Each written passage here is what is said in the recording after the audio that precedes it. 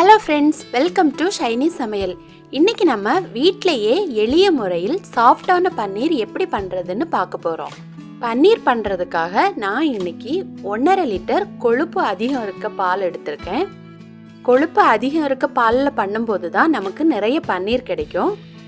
Packet பாலில் full fat milk வாங்கிக்கோங்க, அதுலேயும் நிறைய பன்னீர் கிடைக்கும். முதல்ல பாலை நல்லா காய்க்கணும்.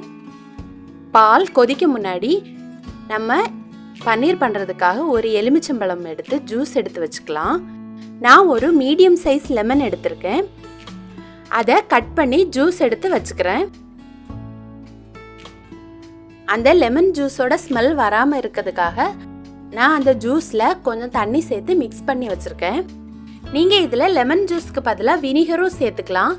வினிகர் சேர்க்கும்போது அதோட ஸ்மெல் ரொம்ப ஸ்ட்ராங்காக இருக்கும். அதனால் வினிகரை விட நம்ம வீட்டிலேயே இருக்கிற லெமன் ஜூஸ் பன்னீர் பண்ணுறதுக்கு ரொம்ப பெஸ்ட்டான ஆப்ஷன்.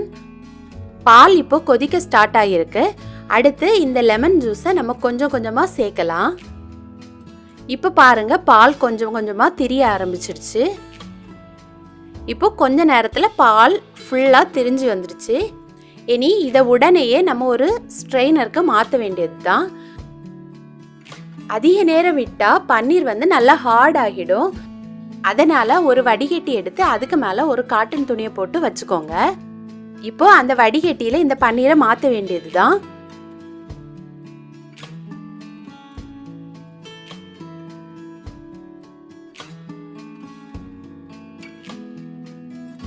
இதுக்கு மேலே இனி கொஞ்சம் கொஞ்சமாக குளிர்ந்த தண்ணி சேர்க்கணும். அப்போ பன்னீரில் உள்ள சூடெல்லாம் மாறி அது வேகிறது ஸ்டாப் ஆகிடும்.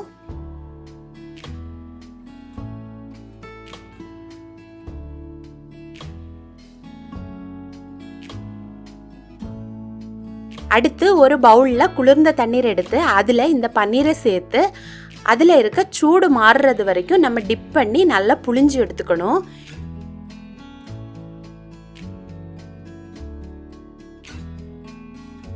இப்படி பண்ணுறதால அந்த லெமன் ஜூஸோட ஸ்மெல் எல்லாம் பன்னீரில் இருந்து போயிடும். பன்னீரும் நமக்கு ரொம்ப சாஃப்டாக கிடைக்கும். இப்போ இதை நல்லா புழிஞ்சதுக்கு அப்புறமா ஒரு வடிகட்டி மேலே வச்சு அதை வேண்டிய ஷேப்பில் நம்ம அழுத்தி விடணும்.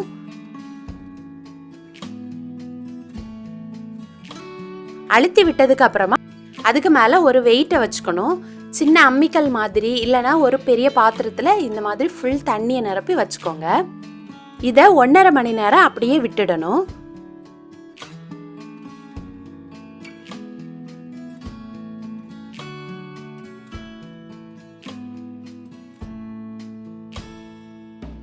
ஒன்றரை மணி நேரத்துக்கு அப்புறமா நமக்கு சாஃப்டான பன்னீர் ரெடி ஆகிடும். எனக்கு 1.5 லிட்டர் பாலில் 300 கிராம் பன்னீர் கிடச்சிருக்கு. பன்னீர் கடைகளில் வாங்குறத விட வீட்டிலேயே குறைந்த ரூபாயில் அதிகமான பன்னீர் நம்ம சுலபமாக செய்ய முடியும். இனி பன்னீரை வேண்டிய வடிவத்தில் கட் பண்ணி நம்ம குக் பண்ணிக்கலாம். இதை 2 நாள் வரைக்கும் நம்ம ஃப்ரிட்ஜில் ஸ்டோர் பண்ணி கூட யூஸ் பண்ணிக்கலாம்.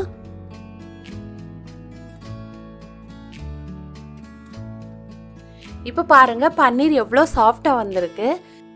நீங்களும் உங்கள் வீட்டில் இந்த பன்னீரை வைத்து விதவிதமான சமையல் செய்து பார்த்து உங்களோட கமெண்ட்ஸை சொல்லுங்கள்.